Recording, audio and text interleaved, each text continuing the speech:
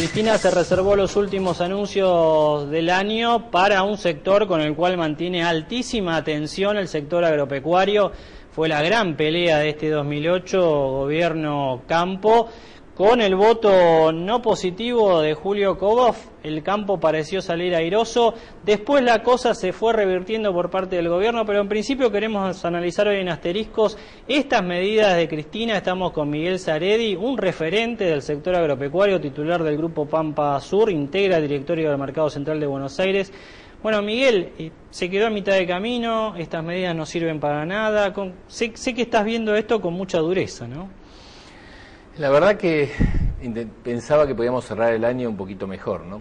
Hubiera sido preferible que la presidenta no aparezca y nos hubieran dado las medidas, porque por estas horas los llamados del interior, tengo testigos que me acompañan en estas horas, son absolutamente indignantes. La gente que está viendo este programa lo sabrá.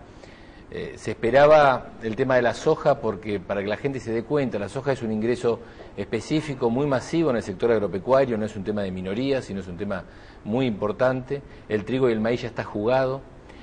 El tema de la cadena frutihortícola, que es algo para nosotros positivo específicamente, sobre todo por el tema del rol en el mercado central, es algo bueno, pero para que la gente también entienda, en el caso de frutas y hortalizas, la retención es de un 10% baja al 5%, y la de cítricos de un 5 baja a 2,5 puntos. Es decir, que no es la magnitud de la que se da en la retención en el caso de cereales.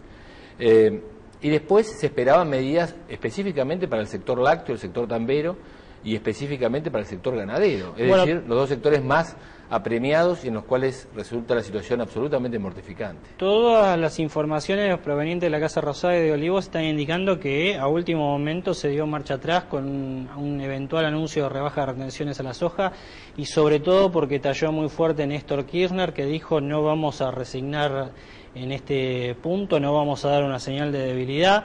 Más allá de finalmente cuál haya sido la decisión por la que la presidenta no hizo este anuncio, indudablemente el año con el campo termina prácticamente como empezó, ¿no? Mal. Sí, muy mal, ¿eh? Yo insisto, no lo digo esto como opositor, lo digo porque estoy viendo por estas horas el mensaje, la gente en el interior que nos está llamando. Hubiera sido mejor que no dieran estas medidas.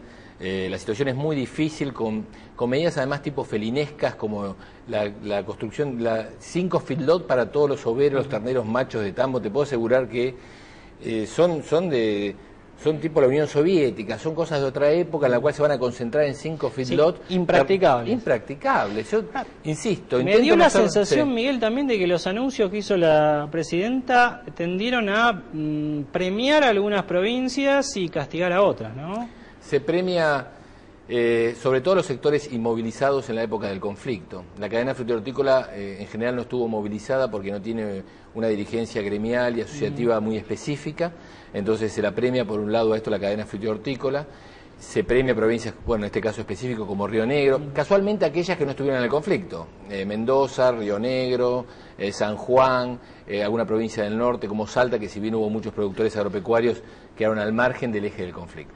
Ustedes de Pampa Sur tienen una posición dura con el tema de retenciones, directamente están planteando que las retenciones son inconstitucionales, citan a un artículo de la Constitución Nacional. Yo no quisiera meterme en el diálogo con vos, Miguel, en ese punto, porque indudablemente es un punto extremo y duro, pero sí explicar un poco por qué una baja en las retenciones a la soja, un mayor apoyo aliciente a esas exportaciones hubiese beneficiado en esta etapa final del año, ¿no? Porque para que la gente entienda, el mal impuesto a las retenciones o derecho de exportación grava a quien trabaja y produce, ¿eh? Es decir, hay impuestos que van directamente contra una ganancia, el impuesto a las ganancias, contra un bien, hasta el impuesto inmobiliario inclusive, el impuesto inmobiliario que tan gravoso es y que todos nos quejamos, aquel que tiene una porción de tierra o que tiene un terreno o una casa. Pero de última es un capital real que tiene uno como propietario, como empresario. El impuesto a las retenciones o derecho de exportación grava directamente a la producción y el trabajo, con lo cual se cae en la simetría en la cual se castiga a aquel que produce y trabaja más, que paga más impuestos. Todo lo contrario a lo que se da en todos los países del mundo. Es más, nosotros hicimos un artículo, en esto coincidimos con el famoso productor sojero Gustavo Brocopatel, en la cual hasta sería más lógico subir el impuesto inmobiliario y sacar las retenciones, desde un punto de vista de progresismo, desde un punto de vista de una idea de progreso, aunque sea más antipático, que seguir castigando a aquel que produce y logra con esto generar divisas para los argentinos, exportando y vía impuestos. Esto es lo que la gente tiene que dar cuenta. Cuanto uno más produce y más trabaja, más impuestos paga. En general, esto debería ser al revés, geométricamente. Miguel, hubo una fuerte caída en la cotización de los commodities, la soja fue uno de los más afectados. Algunos economistas se están planteando, bueno, ¿por qué Brasil y la Argentina, que son los grandes productores sojeros, no tratan de alguna manera de tallar en el mercado y tratar de imponer, como está haciendo por ahí ahora la OPEP un poco con el petróleo, o va a tratar de hacer, tratar de imponer un precio base para la soja? ¿Es inviable una iniciativa en este sentido? Esto pasa como con el grupo de los 20. Nosotros, me acuerdo cuando con María Carmen Alarcón creamos Pampasur, una de nuestras primeras medidas cuando vino el presidente Bush a Mar del Plata, ¿se acuerdan? Hace unos años, nosotros decíamos, en vez de la cumbre, la anticumbre, hablemos con Estados Unidos un tema clave para nosotros, que son los subsidios agropecuarios. El tema clave en política internacional para la Argentina son los subsidios, que los países del norte le pagan a sus productores y nos sacan muchos miles de millones de dólares a los países del sur, que puede ser Australia, países desarrollados o países menos desarrollados. Pero en política internacional, cuando nosotros fijamos de nuestra política interna este nivel de retenciones y derechos de exportación, perdemos toda cualidad y virtud moral para ir a discutir este tipo de planteo como el que vos bien hacés, y lo escuché a varios hablando esto que vos decís que es muy interesante, que Brasil y Argentina se metan en el tema de la soja a nivel internacional. ¿Con qué derecho nos vamos a meter los argentinos si nosotros a nuestros productores le cobramos retenciones o derechos de exportación? ¿Con qué derecho vamos a hablar de fijar el precio internacional y con qué derecho vamos a hablar de bajar los subsidios de los países del norte? Ahora, desde el lado de los productores, vos hablás a diario, por supuesto, con ellos. ¿Qué están observando en este gobierno? ¿Es un tema ideológico que ya ven al campo como el enemigo? ¿Es una cuestión de pesos, una cuestión de ingreso económico para garantizar el superávit fiscal? ¿Por qué el campo aparece como el sector más relegado en la política kirchnerista? Se dio en una etapa primigenia ideologismo.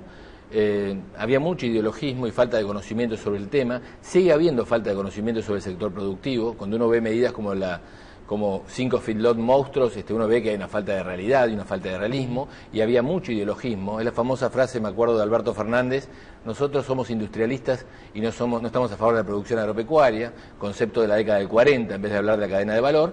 Y por el otro lado, por supuesto, es un gran negocio político, económico y electoral. Con esta plata que recauda el Estado Nacional, maneja intendentes, maneja gobernadores, maneja la política argentina, porque desde Zamora en Santiago del Estero hasta Urtubey en Salta y pasando por supuesto por la provincia de Buenos Aires, uno depende de los tributos que paga el Estado Nacional, y por eso 1000 y pico de intendentes acompañaron la boleta de cuando fue la presidenta Cristina Kirchner en la última elección, porque ese intendente necesita estos fondos que genera el agro.